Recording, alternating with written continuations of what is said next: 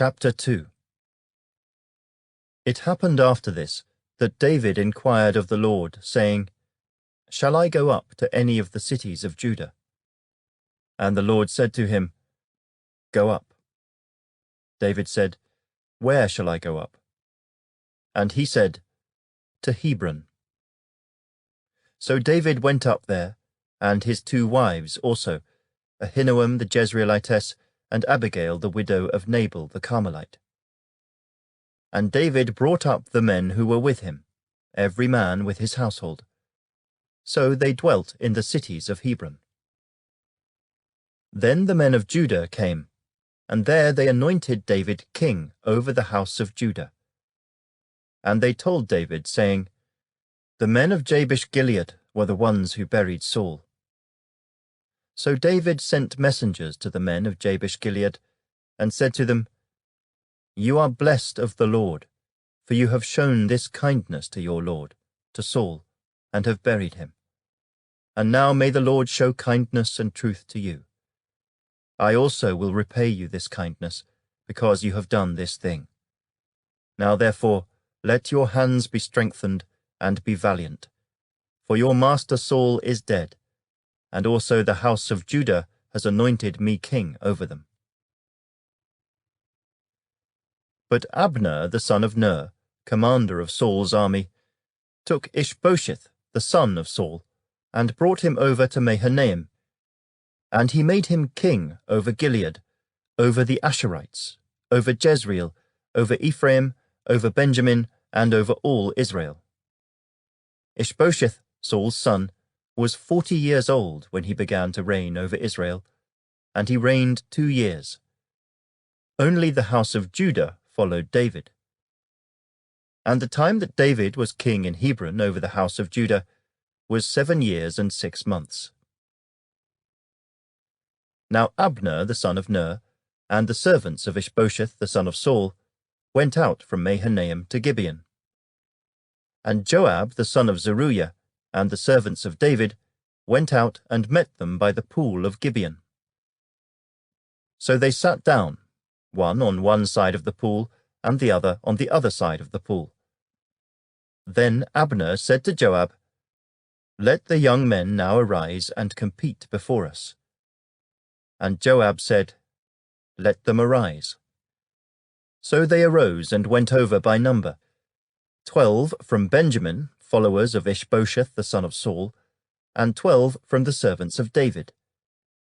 And each one grasped his opponent by the head, and thrust his sword in his opponent's side. So they fell down together. Therefore that place was called the Field of Sharp Swords, which is in Gibeon. So there was a very fierce battle that day, and Abner and the men of Israel were beaten before the servants of David. Now the 3 sons of Zeruiah were there, Joab, and Abishai, and Asahel. And Asahel was as fleet of foot as a wild gazelle. So Asahel pursued Abner, and in going he did not turn to the right hand or to the left from following Abner. Then Abner looked behind him and said, Are you Asahel? He answered, I am. And Abner said to him, Turn aside to your right hand or to your left, and lay hold on one of the young men, and take his armor for yourself. But Asahel would not turn aside from following him. So Abner said again to Asahel, Turn aside from following me. Why should I strike you to the ground? How then could I face your brother Joab? However, he refused to turn aside. Therefore Abner struck him in the stomach with the blunt end of the spear, so that the spear came out of his back, and he fell down there and died on the spot. So it was that as many as came to the place where Asahel fell down and died stood still.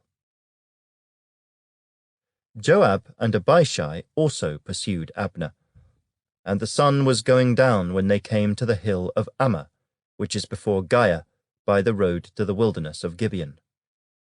Now the children of Benjamin gathered together behind Abner, and became a unit, and took their stand on top of a hill.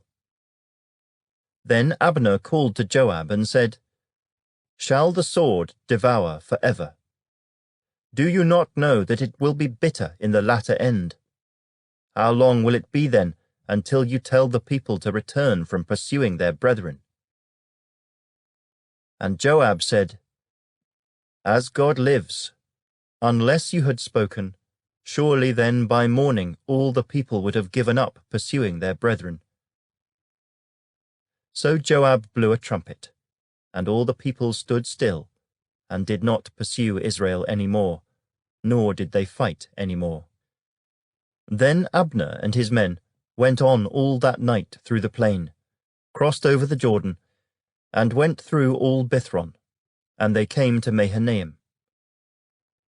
So Joab returned from pursuing Abner. And when he had gathered all the people together, there were missing of David's servants 19 men and Asahel. But the servants of David had struck down, of Benjamin and Abner's men, 360 men who died. Then they took up Asahel and buried him in his father's tomb, which was in Bethlehem. And Joab and his men went all night, and they came to Hebron at daybreak.